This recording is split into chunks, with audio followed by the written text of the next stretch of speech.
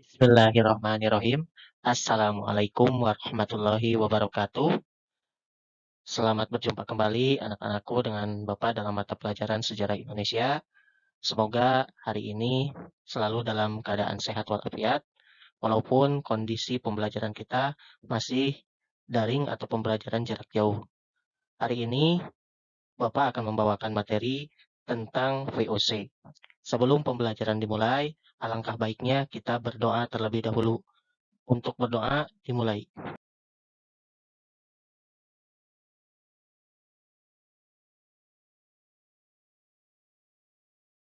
Perhatikan peta konsep pembahasan hari ini mengenai VOC. Yang pertama, kita akan membahas tentang bagaimana lahirnya VOC. Yang kedua, tentang perkembangan VOC di Nusantara. Ketiga, kebijakan-kebijakan yang dikeluarkan VOC selama berada di Nusantara. Dan yang terakhir, keempat, bubarnya VOC. Yang pertama, kita akan membahas tentang bagaimana lahirnya VOC. VOC sendiri lahir pada tanggal 20 Maret 1602. Tokoh yang memprakarsai lahirnya VOC tersebut ada dua orang. Yang pertama adalah Pangeran Maurits dan yang kedua adalah Johan van Oldenbarneveldt.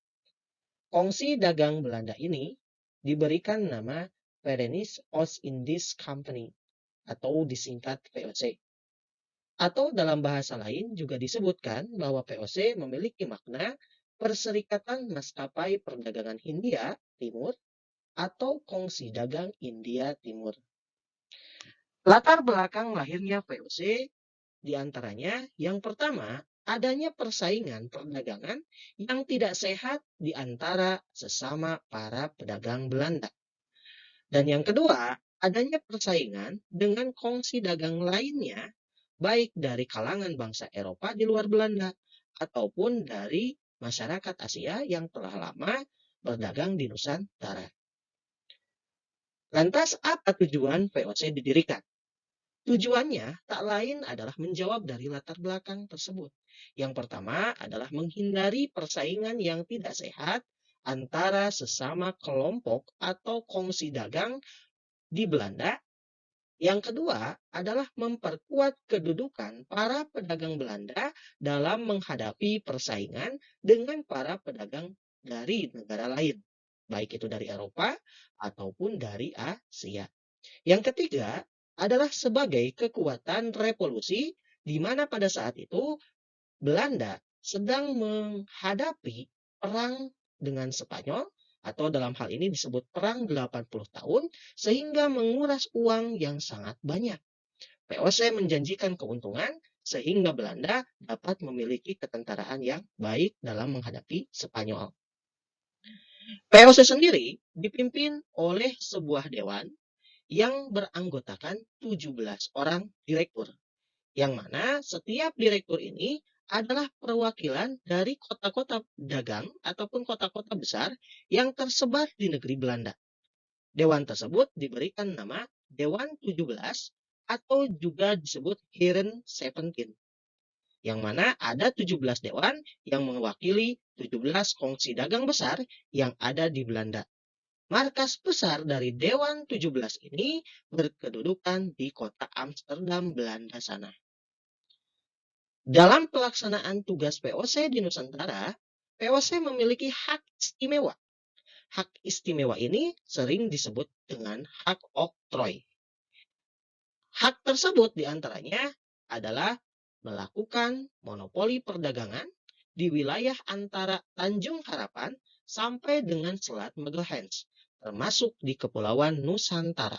Nah, di sini kita mengetahui bahwa wilayah cakupan VOC itu cukup luas. Nusantara adalah salah satu dari bagian dari monopoli perdagangan, terutama perdagangan rempah-rempah. Yang kedua adalah membentuk angkatan perang sendiri. VOC diberikan hak untuk merekrut pasukan sendiri untuk melindungi VOC dari ancaman-ancaman para pedagang asing ataupun dengan bangsa-bangsa lainnya yang dapat mengganggu kedudukan VOC. Yang ketiga adalah berhak untuk melakukan peperangan atau berhak untuk menyatakan perang terhadap raja atau para penguasa setempat tanpa harus memberitahu terlebih dahulu terhadap Belanda. Nah, jadi VOC di sini ibaratnya memiliki legalitas yang tinggi untuk menentukan sesuatu tanpa harus menghubungi negara induk. Yang keempat, mengadakan perjanjian dengan raja-raja setempat. Ini juga termasuk dalam bagian kekuasaan VOC yang sangat besar. Yang kelima adalah berhak untuk mencetak serta mengeluarkan mata uang sendiri. Nah, jadi pada masa penjajahan VOC di Nusantara, VOC juga mengeluarkan berbagai jenis tipe mata uang sebagai alat tukar. Yang keenam adalah mengangkat para pegawai sendiri. Nah, hal ini jelas untuk perekrutan para pegawai ini bertujuan agar memudahkan VOC dalam mengelola tanah jajahan di Nusantara. Terakhir, yang ketujuh adalah memerintah di negeri jajahan. Nah, dari ketujuh hak ini yang dinamakan hak oktroy, seolah-olah VOC ibarat sebuah negara. Padahal VOC sendiri adalah bukan negara. VOC adalah kongsi dagang yang memiliki kekuatan penuh, ibarat sebuah negara yang berhak untuk berperang, berhak untuk merekrut pasukan, yang mana marwah tersebut hanya dimiliki oleh sebuah negara. Perhatikan gambar-gambar berikut ini. Gambar pertama adalah Johan van Oldenbarneveldt dan gambar yang kedua adalah Pangeran Maurits. Kedua tokoh ini dikenal sebagai penggagas lahirnya VOC yang nantinya menguasai perdagangan rempah-rempah di Nusantara. Gambar selanjutnya adalah galangan kapal VOC dan juga kantor dagang VOC yang terdapat di kota Amsterdam, Belanda. Sangat megah, sangat mewah. Karena keuntungan dari perdagangan rempah-rempah tersebut mengakibatkan kekayaan yang sangat-sangat berlimpah sehingga VOC mengalami keuntungan yang sangat besar. Kemudian, gambar berikutnya adalah kantor dagang VOC di Batavia atau tepatnya di Jakarta sekarang. Kantor dagang ini sebenarnya masih terdapat utuh di Jakarta dan hari ini fungsinya telah dialihkan menjadi Museum Fathahillah. Dulu kantor dagang ini yang menjadi pusat dari aktivitas VOC di Nusantara. Jadi kantor tersebut memang sangat bersejarah bagi perjalanan VOC dalam penguasaannya di Nusantara. Selanjutnya ada lambang VOC, kalian bisa lihat bentuk dan gambar dari lambang VOC tersebut. Terakhir ada bendera VOC yang sama persis seperti bendera Belanda, namun terdapat lambang VOC di tengahnya. Bagian kedua, kita akan membahas tentang perkembangan VOC di Nusantara. Nah, dalam bagian ini kita akan membahas bagaimana bergeraknya VOC dari awal kedatangan sampai dengan nanti berjaya di Nusantara. Mengawali ekspansinya, tahun 1605, VOC telah berhasil mengusir Portugis dari wilayah Ambon. Nah, perlu diketahui bahwa VOC berdiri tahun 1602 dan berhasil mengusir Portugis dari Ambon tahun 1605. Jelas di sini VOC memiliki kekuatan dan kecerdasan yang amat sangat cerdik, di mana bisa mengalahkan kekuatan yang cukup besar. Para pesaingnya diantaranya bangsa Portugis yang memiliki armada yang cukup kuat di Nusantara. Ketika mengalahkan Portugis, VOC berhasil menduduki benteng pertahanan Portugis dan kemudian benteng tersebut oleh VOC diberikan nama Benteng New Victoria.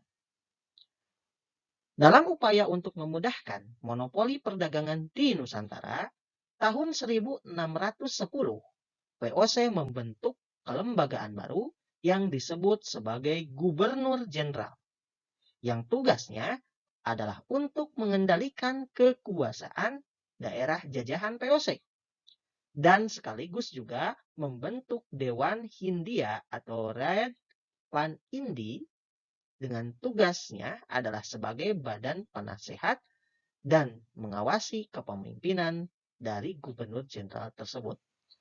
Nah, di sini perlu kita ketahui bahwa tadi di awal dibahas bahwa yang menjadi roda penggerak VOC di Belanda adalah Dewan 17 atau Heren 17. Namun, karena jarak jauh antara Belanda dengan Nusantara menyebabkan Dewan 17 berpikir bagaimana cara yang lebih efektif dalam mengelola daerah jajahan di Nusantara, terutama perdagangan rempah-rempah.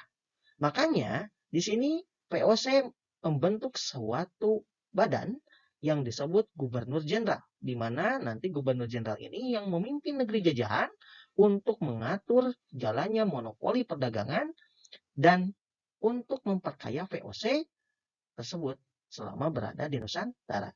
Nah, serta Dewan Hindia ini adalah sebagai legislatornya, semacam badan yang menasihati dan mengawasi bagaimana jalannya pemerintahan selama dipimpin oleh seorang gubernur jenderal. Pada awal perkembangannya, gubernur jenderal VOC di Nusantara terdapat beberapa tokoh yang hebat. Yang pertama adalah Peter Booth. Peter Booth sendiri adalah gubernur jenderal pertama yang dipilih oleh Heran 17 sebagai perwakilan mereka di negeri jajahan di Nusantara. Yang kedua ada Gerard Revens, kemudian ada Lawrence, yang keempat ada Jan Peter Sun Kun atau juga disebut JP Kun, dan yang kelima ada Peter de Carpenter, dan yang keenam kembali menjabatnya JP Kun sebagai gubernur jenderal yang kedua kalinya. Selanjutnya, kita akan membahas tentang beberapa gubernur jenderal yang dianggap penting pada awal kekuasaan VOC di Nusantara. Pertama adalah Peter Booth, berkuasa sebagai gubernur jenderal dari tahun 1602 sampai dengan 1614. Keberhasilan Peter Booth adalah dia berhasil mendirikan pos perdagangan di Banten pada tahun 1610. Selanjutnya, dia juga berhasil memasuki wilayah Jayakarta dan mengadakan perjanjian dengan penguasa Jayakarta yang bernama Wijaya Krama. Pada saat itu, wilayah Jayakarta atau Jakarta sekarang adalah daerah yang terbuka dan ramai dalam hal perdagangan. Hal ini dikarenakan wilayah Jayakarta memiliki pelabuhan perdagangan penting yang bernama Sunda Kelapa. Di tahun 1611, Peter Booth berhasil mengadakan perjanjian dengan penguasa Jayakarta dan berhasil membeli sebidang tanah. Yang kelak nanti di tanah itulah cikal bakal daerah kekuasaan VOC yang ada di tanah Jawa dan menjadi cikal bakal lahirnya kota Batavia. Peter Booth juga berhasil mengadakan perjanjian dan menanamkan pengaruhnya di daerah Maluku dan berhasil mendirikan pos perdagangan di Ambon. Jelas di sini pengaruh dari Peter Booth sendiri ini memperkuat kedudukan VOC di Nusantara. Gubernur jenderal selanjutnya bernama Jan Peter Sun Kun atau juga disebut JP Kun. Berkuasa atau menjabat sebagai gubernur jenderal sebanyak 2 kali. Pertama, pada tahun 1619 sampai dengan 1623. Dan kemudian menjabat kembali menjadi Gubernur Jenderal VOC di Nusantara pada tahun 1627. Pada tahun 1619, Gubernur Jenderal sebelumnya bernama Gubernur Jenderal Lawrence ini digantikan oleh JP Kun. JP Kun sendiri dikenal sebagai gubernur jenderal yang amat berani namun kejam serta ambisius. Oleh karena itu pada masa pemerintahannya dia melakukan tindakan-tindakan yang ekspansif, terutama menggunakan kekuatan militer dalam menghancurkan kekuatan musuh. Kejadian yang amat penting pada awal kekuasaan VOC di Nusantara adalah di mana JP Kun yang merasa terhina oleh kekuatan Banten dan Inggris di mana mereka telah mengusir VOC dari wilayah Banten. Pengusiran tersebut menurut JP Kun adalah penghinaan bagi bangsa Belanda terutama VOC. Karena sikap dari JP Kun inilah sehingga dia bersama 18 armada atau kapal perangnya mengepung wilayah Jayakarta. Jayakarta dibombardir sampai pada akhirnya pasukan Banten yang menduduki Jayakarta tidak dapat menahan serangan VOC tersebut. Akhirnya, kota Jayakarta dapat dibumi hanguskan oleh Jepekun. Pada tanggal 30 Mei 1619, di atas puing-puing kota Jayakarta itulah kemudian Jepekun membangun kembali kota yang baru dengan gaya dan bangunan kota Belanda, dan kota itu dinamakan Batavia sebagai pengganti nama Jayakarta. Nah, jadi di sini kita tahu bahwasanya awal lahirnya kota Batavia itu dimulai sejak Jepekun menduduki wilayah Jayakarta dan mendirikan kota baru bernama Batavia tersebut pada tanggal 30 Mei 1619. Setelah berhasil membangun kota Batavia dan meletakkan dasar-dasar penjajahan di Nusantara, pada tahun 1623, Jepekun kembali ke negeri Belanda. Ia menyerahkan kekuasaannya kepada Peter de Carpentier. Namun, oleh pimpinan VOC yang ada di Belanda, Jepekun diminta kembali untuk menjabat sebagai gubernur jenderal dan berkuasa kembali di Nusantara, berkantor di Batavia. Yang pada akhirnya, pada tahun 1627, Jepekun tiba kembali di Batavia dan diangkat kembali sebagai gubernur jenderal untuk jabatan yang kedua kalinya. Nah, dalam jabatan yang kedua kalinya, Jepekun sendiri semakin congkak, semakin kejam dalam melaksanakan kekuasaannya di Nusantara. Dari awal inilah, keberhasilan Jepekun ini dalam menguasai Jayakarta dan berhasil mendirikan Batavia, serta melakukan tindakan-tindakan kejam dan dengan cara memonopoli perdagangan dan politik adu domba, maka di sini Jepekun sering disebut atau dianggap sebagai peletak dasar penjajahan VOC di Nusantara. Nah, jadi kesimpulannya adalah Jan Pieterszoon Koen atau Jepekun sendiri adalah otak atau dalang utama yang mengawali sistem penjajahan di Nusantara yang dilakukan oleh VOC. Nah, jadi Jepekun sendiri sebagai atau dianggap sebagai peletak dasar penjajahan VOC di Nusantara. Bagian ketiga, kita akan membahas tentang kebijakan VOC selama berkuasa di Nusantara. Perhatikan gambar berikut. Di sini ada beberapa kebijakan VOC yang berlangsung selama berkuasa di Nusantara. Pertama adalah monopoli perdagangan. Lantas, apa sih yang dimaksud dengan monopoli perdagangan? Intinya, monopoli perdagangan ini adalah menguasai secara sepihak komoditi perdagangan di satu wilayah. Dengan penguasaan tersebut, maka hanya beberapa kelompok atau satu kelompoklah yang menguasai perdagangan dan menguasai keuntungan secara mutlak. Nah, di sini VOC selalu menjalankan sistem monopoli perdagangan, terutama memonopoli perdagangan rempah-rempah di Nusantara. Kenapa harus memonopoli perdagangan rempah-rempah? Karena dengan memonopoli perdagangan rempah-rempah, itu VOC mendapatkan keuntungan yang sangat besar, di mana harga rempah-rempah pada saat itu sangatlah tinggi. Dengan menguasai pasaran rempah-rempah di Nusantara dan memasarkannya di Eropa, maka VOC mengalami keuntungan yang sangat berlipat ganda. Yang kedua, ada politik divide et impera, atau juga disebut sebagai politik adu domba. Politik adu domba ini sering dilakukan oleh VOC untuk menghancurkan kekuatan-kekuatan atau kerajaan-kerajaan besar yang ada di Nusantara. Mengapa demikian? VOC menyadari bahwa mereka datang ke Nusantara tidak membawa pasukan dengan yang amat sangat besar, sehingga sulit untuk menghancurkan kerajaan-kerajaan besar yang telah ada di Nusantara. Namun VOC sadar bahwa kerajaan-kerajaan di Nusantara belum terjalin hubungan yang baik satu dengan yang lainnya atau persatuan dan kesatuan pada saat itu. Sehingga mudah bagi VOC untuk mengadu domba kerajaan-kerajaan di Nusantara.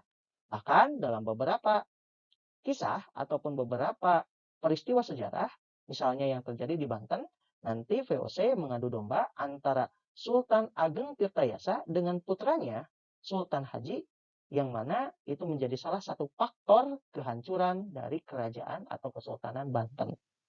Selanjutnya adalah memperkuat tanah jajahan. Hal ini juga sebagai tugas utama VOC dan mendirikan benteng-benteng pertahanan di setiap wilayah yang dianggap strategis. Selanjutnya adalah menjalankan hak oktroy. Nah, tadi di awal kita sudah bahas, hak oktroy inilah yang nanti menjadikan VOC menjelma ibarat sebuah negara di dalam negara. Selanjutnya, membangun markas di Batavia sebagai pusat dari kegiatan VOC di Nusantara. Selanjutnya adalah pelayaran Hongi atau disebut Hongi Torsten. Pelayaran Hongi ini adalah pelayaran dengan tujuan untuk mengawasi jalannya monopoli perdagangan di daerah Maluku, di daerah penghasil rempah-rempah. Kalau kalian lihat, peta wilayah Maluku adalah wilayah kepulauan, sehingga setiap pulau yang satu dengan yang lainnya dibatasi oleh selat-selat yang kecil, sehingga kapal-kapal perang VOC yang berukuran besar sangat sulit untuk menjangkau daerah-daerah yang kecil tersebut. Maka dilakukanlah pelayaran Hongi. Pelayaran Hongi ini menggunakan perahu yang kecil atau juga disebut perahu korak-korak. Namun perahu tersebut dipersenjatai dengan sangat lengkap untuk menghindari terjadinya perdagangan pasar gelap yang dilakukan oleh para petani terhadap para pedagang di luar VOC. Nah, jadi ini adalah sebagai salah satu kebijakan di mana VOC memperkuat kedudukan monopoli perdagangannya di daerah Maluku dengan cara pelayaran Hongi. Atau boleh dikatakanlah pelayaran Hongi ini semacam pelayaran dengan tujuan untuk berpatroli, menghindari tindakan-tindakan yang melanggar ketentuan monopoli perdagangan VOC selama berkuasa di Maluku. Selanjutnya adalah ekstirpasi. Ekstirpasi itu artinya pembatasan. Apa yang dibatasi? Yaitu pembatasan tanaman rempah-rempah yang ditanam oleh para petani. Nah, di sini kebijakan ekstirpasi bertujuan untuk menstabilkan harga jual rempah-rempah tersebut agar tidak jatuh di pasaran. Dalam hukum ekonomi sudah disebutkan bahwasanya jika terlalu banyak barang yang beredar di pasaran, pasti harga akan murah. Nah, kembali ke sini, jika rempah-rempah terlalu banyak beredar di pasaran, maka harganya akan turun dan POC akan rugi. Nah, oleh karena itu, POC akan melakukan tindakan-tindakan yang dicerminkan dalam ekstirpasi itu adalah dengan cara menebang pohon-pohon rempah-rempah, membakar pohon-pohon rempah-rempah yang ditanam oleh para petani, sehingga jumlah batas dari setiap komoditi rempah-rempah dapat diatur-atur oleh POC. Nah, tujuan utamanya adalah untuk menstabilkan harga. Selanjutnya adalah penyerahan wajib, di mana setiap rakyat atau daerah yang telah diduduki oleh VOC harus menyerahkan hasil panen mereka, baik itu berupa rempah-rempah ataupun tanaman-tanaman yang memiliki nilai jual yang sangat tinggi. Selanjutnya yang terakhir adalah Preangerstelsel atau juga di sini kerja paksa di tanah Priangan. Preangerstelsel ini sempat dilakukan oleh VOC di mana wilayah Priangan diwajibkan untuk menanam kopi pada saat itu. Kenapa diwajibkan untuk menanam kopi? Karena kopi pada saat itu menjadi primadona baru bagi Eropa. Menjadi tanaman yang khas dan menghasilkan keuntungan yang sangat besar. Sehingga wilayah Priangan atau Jawa Barat ini diubah sistem perkebunan dan pertaniannya menjadi kewajiban masyarakat untuk menanam tanaman kopi. Dan nanti hasilnya tentu akan diserahkan kepada POC untuk dipasarkan di Eropa. Bagian terakhir atau bagian keempat, kita akan membahas tentang bubarnya VOC. Keruntuhan VOC sudah mulai terasa ketika VOC mengalami banyak kerugian. Kerugian-kerugian ini diakibatkan salah satunya oleh korupsi, ada juga yang menyebutkan terlalu luasnya wilayah VOC, dan banyak para pegawai yang tidak cakap dalam melaksanakan tugas. Kita akan bahas bagaimana proses bubarnya VOC. Dari abad ke-17 sampai dengan abad ke-18, VOC mengalami puncak kejayaan. Pada saat itu, kerajaan-kerajaan di Nusantara berhasil dikuasai dan ditundukkan oleh VOC. Kerajaan-kerajaan tersebut menjadi bawahan sekaligus pelayan dari apa yang diinginkan oleh VOC. Jalur perdagangan yang dikendalikan VOC menyebar luas, membentang dari wilayah Amsterdam, Tanjung Harapan, India, sampai wilayah Irian atau Papua yang ada di Nusantara. Keuntungan dari perdagangan rempah-rempah itu juga sangatlah melimpah. Namun di tengah keberhasilan dari VOC tersebut, ternyata VOC mengalami banyak hal atau kendala yang menyebabkan lemahnya VOC itu sendiri yang lebih diakibatkan oleh urusan internal VOC. Berikut ini adalah faktor-faktor lemahnya VOC. Faktor bubarnya VOC kita bagi menjadi dua faktor. Ada faktor internal dan yang kedua faktor eksternal. Faktor internal atau faktor dari dalam tubuh VOC itu sendiri diantaranya korupsi yang merajalela dari tingkatan para pejabat tinggi sampai pejabat rendahan. Kemudian semakin merajalelanya perdagangan ilegal atau perdagangan black market yang tersebar dan sangat luas. Kemudian anggaran sebagian karyawan juga sangatlah besar karena kekuatan VOC yang terbentang begitu luas. Selanjutnya, biaya perang untuk meredam perlawanan-perlawanan rakyat di Nusantara terhadap kekejaman VOC.